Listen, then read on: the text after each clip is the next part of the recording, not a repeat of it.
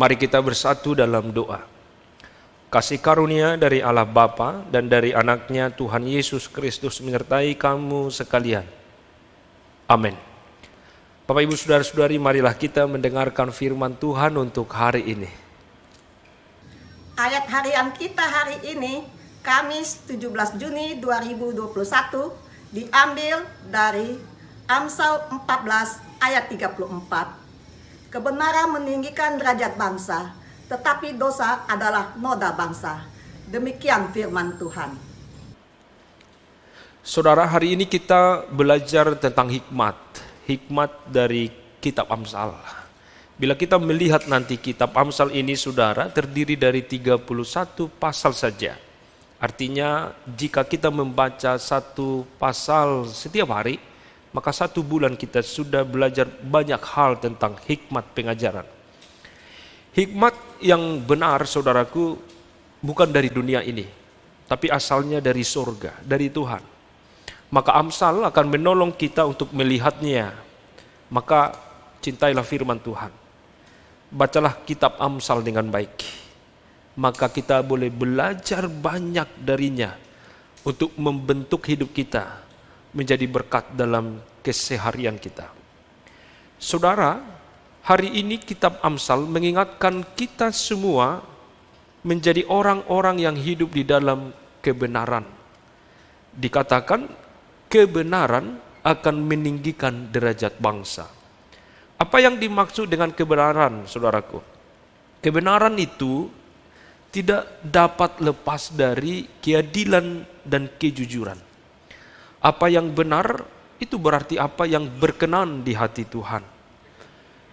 Hukum Taurat dan menurut para nabi, orang yang benar adalah mereka yang hidup sesuai dengan perintah dan ajaran Tuhan. Nah, oleh karena itu hidup benar itu berarti kita ikut memberlakukan orang lain dengan adil dan jujur. Lalu saudara, dilanjutkan nas kita, tetapi dosa adalah noda bangsa. Saudara, orang berdosa adalah orang yang berpaling dari Tuhan. Orang berdosa adalah orang yang tidak menaati pengajaran Tuhan. Nah, jika kita lihat kitab Amsal ini, orang-orang yang hidup di dalam dosa sering disebut orang bodoh. Nah, sebab dosa mereka telah menuntun mereka kepada kebinasaan. Pilih yang mana, Bapak Ibu Saudara-saudari? Tentu kita ingin menjadi orang-orang yang berhikmat menuju kepada kehidupan. Nah, hari ini kita dituntun untuk menjadi orang-orang yang cinta akan kebenaran, orang yang cinta akan keadilan dan kejujuran, tidak hanya di tengah-tengah jemaat, tetapi juga di tengah-tengah hidup sebagai bangsa.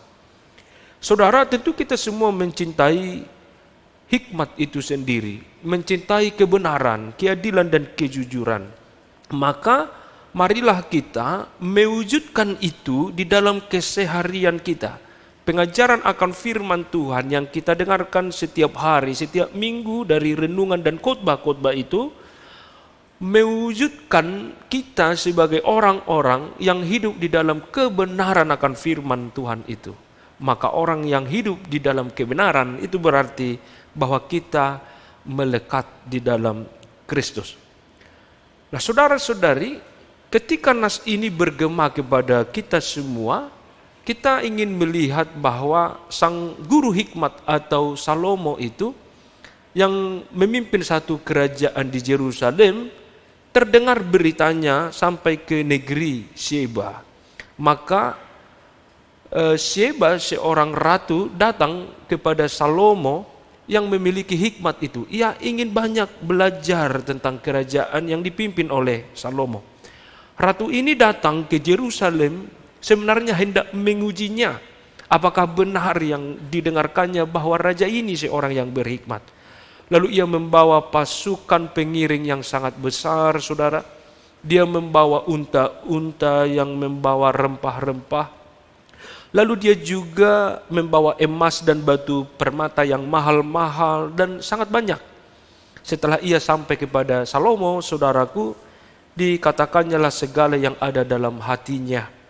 Saudara, Salomo yang penuh hikmat ini memberikan jawaban atas pertanyaan dari Ratu Sheba dengan begitu hikmat. Segala sesuatu tidak tersembunyi baginya, dan apapun yang menjadi pertanyaan Sheba itu, dia boleh menjawabnya itu karena hikmat yang dari Tuhan.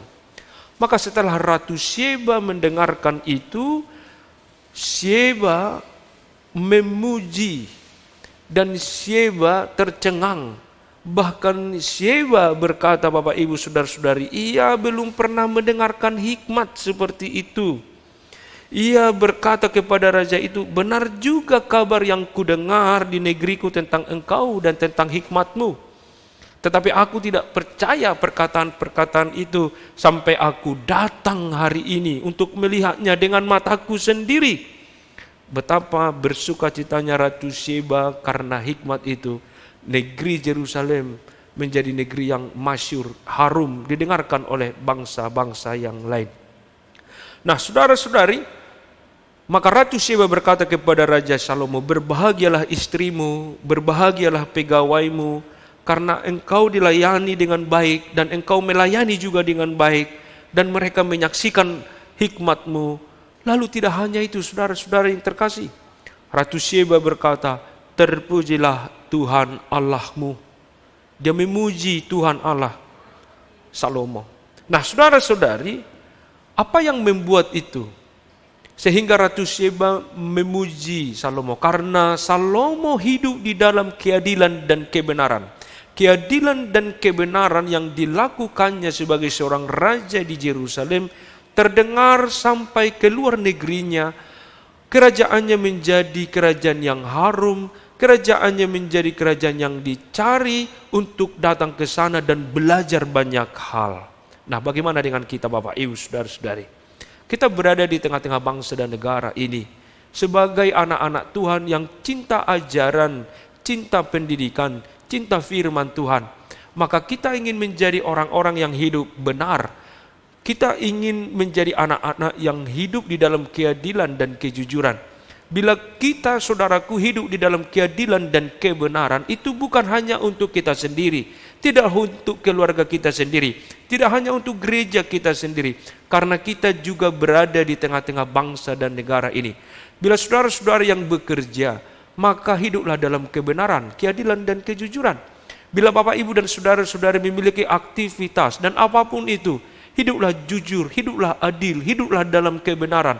Maka bila kita semua hidup di dalam keadilan dan kejujuran dan kebenaran itu sendiri, saudaraku, maka apa yang terjadi? Saya yakin akan banyak berkat, sukacita, kedamaian, kejahatan akan semakin kecil. Maka bangsa ini menjadi bangsa yang terberkati. Bangsa ini akan menjadi bangsa yang harum, karena orang-orang yang tinggal di dalamnya adalah orang-orang yang cinta akan kebenaran, keadilan dan kejujuran. Tugas kita adalah menjadi berkat dimanapun Bapak, Ibu dan saudara-saudari berada. Kiranya Tuhan Yesus memberkati kita. Amin. Mari kita berdoa. Kami diingatkan Tuhan untuk menjadi orang-orang yang cinta kebenaran di tengah-tengah gereja, di tengah-tengah keluarga, tetapi juga di tengah-tengah bangsa dan negara ini. Sebab firman itu tidak hanya untuk kami sendiri, tetapi firman yang harus kami aktualisasikan dalam kehidupan sehari-hari, dalam pekerjaan dimanapun kami berada. Sehingga bila firman itu melekat di dalam hati kami dan dapat kami lakukan dalam kehidupan keseharian kami, maka kami sebagai bangsa dan negara akan menjadi bangsa yang harum, yang penuh dengan kejujuran dan keadilan, dan orang lain akan melihat itu sebagai sukacita. Terima kasih Bapa. Biarlah semua totalitas hidup kami memuji Tuhan. Dalam Yesus kami berdoa, mengucap syukur. Amin. Anugerah Tuhan kita Yesus Kristus, kasih setia Allah Bapa dan persekutuan Roh Kudus menyertai kamu sekalian. Amin.